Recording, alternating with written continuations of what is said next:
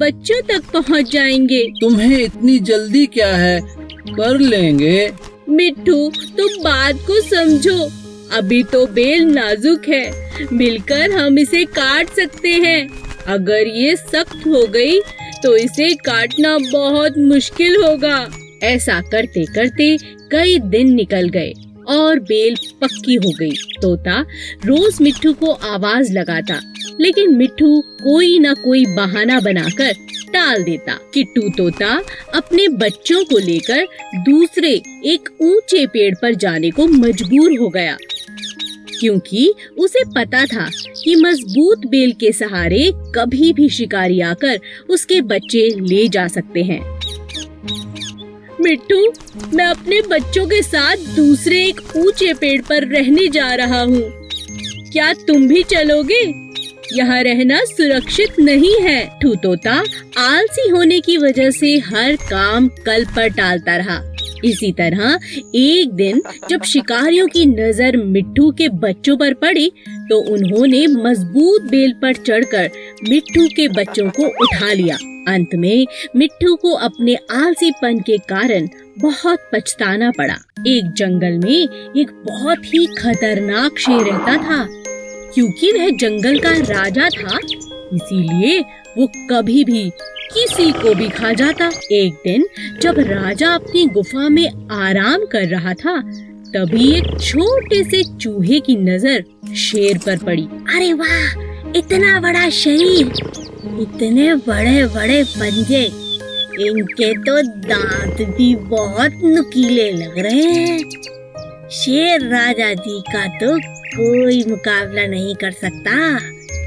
तभी सब जानवर इनसे इतना डरते हैं। चलो गुफा में अंदर चल के देखता हूँ। जैसे ही चूहा शेर के पास पहुँचा, अचानक शेर की आँख खुल गई और उसने चूहे को दबोच लिया। अरे वाह, आज तो भोजन खुद चलकर मेरे पास आ गया, मजा आ गया। मुझे माफ कर दो राजा जी, मैं तो गलती से आपके पास आ गया। मुझे खाकर तो आपकी भूख भी नहीं मिटेगी। हो सकता है मैं आपके कभी काम भी आ जाऊं।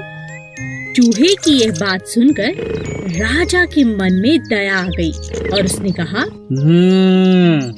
ठीक है, वैसे भी मेरा पेट आज बहुत भरा हुआ है। जाओ, मैं आज तुम्हें छोड़ता हूँ, लेकिन दोबारा ऐसी गलती मत करना। और इस तरह चूहे की राजा ने जान बख्श दी। एक दिन राजा शेर भोजन की तलाश में नदी किनारे पहुँचा। वहाँ उसे शिकारियों ने अपने जाल में फंसा लिया। गुस्से में आकर शेर जोर जोर से दहाड़ने लगा। ये तो राजा जी की आवाज है। लगता है हमारे राजा किसी मुसीबत में है। चलो उनकी रक्षा करते हैं। चूहे ने जब शेर को जाल में फंसा देखा, तो अपने दोस्तों के साथ तुरंत जाल को काट दिया और अपने राजा की जान को बचा लिया। शेर को खुला पाकर शिकारी भी भाग खड़े हुए। उस दिन के बाद से शेर और चूहा अच्छे मित्र बन गए। एक घने जंगल में एक पेड़ पर कालू कौवा अपना घोंसला बनाकर रहता था। उसी पेड़ के नीचे एक सांप का बिल था। एक दिन कालू जब भोजन की तलाश में गया, तो पीछे से सांप ने उसके अंडों को खा लिया। जब कौवा वापस अपने घोंसले में आया, तो अपने बच्चों को ना पाकर बहुत उदास हो गया। कौवे को सांप पर शक भी हुआ और उसने फिर सांप से पूछा, भाई सांप, क्या तुमने किसी को मेरे घोंसले की तरफ आते देखा? किसी ने मेरे अंडों को खा लिया है? नहीं, मैंने किसी को नहीं देखा। मुझे नहीं पता तुम्हारे अंडे किसने खाए।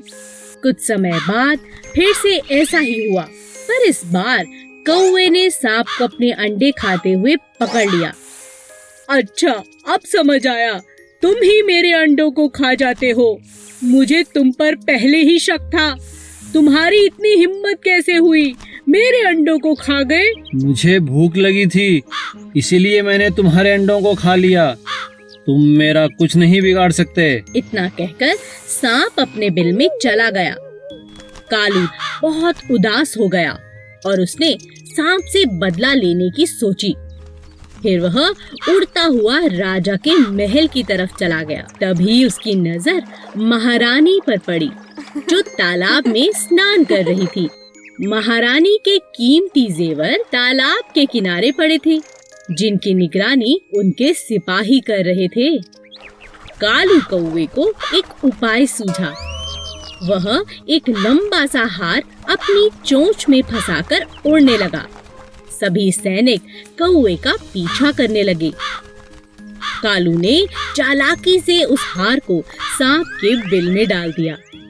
जब सैनिकों ने बिल में डंडा मारा, तब बाहर निकला सांप, जिसके गले में महारानी का हार था। सैनिकों ने पीट पीट कर सांप को जान से मार दिया और हार ले लिया। इसी तरह कालू कौवे ने सांप से अपना बदला ले लिया। दो कौवे।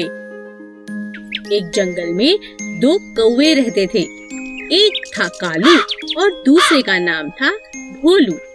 दोनों मिलजुल कर साथ साथ रहते थे, लेकिन उनमें से कालू बहुत चालाक और हट्टा कट्टा था और बेचारा भोलू, जैसा नाम वैसा ही सीधा और सादा था। एक दिन कालू और भोलू में बहस हो गई। मैं तुमसे ज्यादा हट्टा कट्टा हूँ, इसलिए मैं तुमसे ताकतवर हूँ। नहीं नहीं, मैं तुमसे ज्यादा ताकतवर हूँ, क्योंकि मैं तुमसे उम्र में बड़ा हूँ और ज्यादा समझदार हूँ। दोनों अपनी अपनी बात पर अड़े रहे। कालू कहता है कि वह ताकतवर है और भोलू कहता है कि वो ताकतवर है। बस ये लड़ाई खत्म होने का नाम ही नहीं ले रही थी। तब दोनों अपने बीच में प्रतियोगिता रखते हैं। जो भी अपनी चोंच में एक थैली में कुछ भरकर जितना ज्यादा ऊपर उड़ेगा, वो ही ताकतवर होगा। कालू बहुत चालाक था। उसने अपने थैले में रुई की गेंदें भर दी, लेकिन भोलू के थैले में नमक भर दिया, जिस बात का भोलू को पता ही नहीं चला। अब दोनों ने उड़ान भरनी शुरू की। देखते ही देखते कालू ऊपर की तरफ चला गया और बेचारा भोलू वजन के मारे ज्यादा देर तक ऊपर नहीं उड़ पाया। वह नीचे नीचे ही उड़ता रहा, क्योंकि उसकी थैली में ज्यादा वजन था। तभी अचानक बहुत तेज बारिश होने लगी। कालू बहुत परेशान हो गया, क्योंकि रुई की गेंदें बारिश के पानी की वजह से भारी हो गई थी, जिसकी वजह से उसका थैला भी भारी हो गया था। उसे उड़ने में बहुत परेशानी होने लगी। लेकिन भोलू को बारिश अच्छी लगने लगी, क्योंकि बारिश के कारण उसका थैला अब हल्का हो गया था, क्योंकि बारिश के कारण उसके थैले में रखा नमक घुलने लगा था। अब भोलू ऊपर उड़ने लगा और उसने चुनौती भी जीत ली। हमें किसी को धोखा नहीं देना चाहिए। दो बकरियां। एक बार की बात है, रतन नाम का एक चरवाहा अपनी बकरियों को नदी किनारे घास चराने ले गया। रतन नदी किनारे पेड़ की छांव में सुस्ताने लगा और दोनों बकरियां घास चरने लगी। अचानक पहली बकरी को नदी की दूसरी तरफ हरी हरी घास दिखाई दी। अरे वाह! उस पार तो इतनी सुंदर घास, ये तो बहुत स्वादिष्ट होगी। मैं उस पार जाकर इसे खा लेती हूँ। मैं पर कैसे? तभी बकरी की नजर एक पेड़ पर गई, जो बहुत लंबा था और किसी कारण से गिर गया था और नदी के उस पार तक जुड़ गया था, जैसे कोई पुल हो। बकरी बहुत खुश हो गई और सोचने लगी कि मैं इस पेड़ के सहारे उस किनारे तक पहुंच सकती हूँ। बकरी पुल पर चढ़ने लगी। तभी उसकी नजर एक और बकरी पर पड़ी, जो उसी पेड़ के सहारे उस पार आना चाहती थी। पीछे हट जाओ, पीछे हट जाओ, मुझे नदी पार करनी है। मैं तुम पीछे हटो, तुम पीछे हटो। दूसरी बकरी ने कहा, पहले तो मैं इस पर आई हूँ, पहले मैं पार करूँगी। मैं मैं। दोनों बकरियां आपस में झगड़ने लगी। पहली बकरी समझदार थी। उसने कहा, मैं पीछे नहीं हटूंगी, मगर नीचे बैठ जाती हूँ। तुम मुझे टाप कर नदी की दूसरी तरफ जा सकती हो। मैं झगड़ा कर कोई फायदा नहीं। दूसरी बकरी मान गई और पहली बकरी के झुकते ही वह टाप कर नदी के दूसरी तरफ चली गई। दोनों बकरियों ने नदी पार कर ली और एक दूसरे को शुक्रिया अदा किया। हमेशा लड़ाई झगड़े से नहीं, बल्कि बुद्धिमानी से हल निकाला जा सकता है। कौवा और बंदर। एक बड़े से बरगद के पेड़ के ऊपर कौवे का छोटा सा घोंसला था। वह अपने परिवार के साथ वहाँ रहता था। वह बहुत समझदार और मेहनती था, पर उसमें एक कमी भी थी। वह बिना वजह सबको सलाह देता, जो कभी किसी को पसंद नहीं आती थी, और इसी बात का उसे बहुत नुकसान उठाना पड़ता था। एक दिन जंगल में बहुत बरसात हुई। सभी जानवर अपने अपने घरों में जाकर छिप गए, लेकिन कौवा निश्चिंत था, क्योंकि वह भी अपने घोंसले में सुरक्षित था।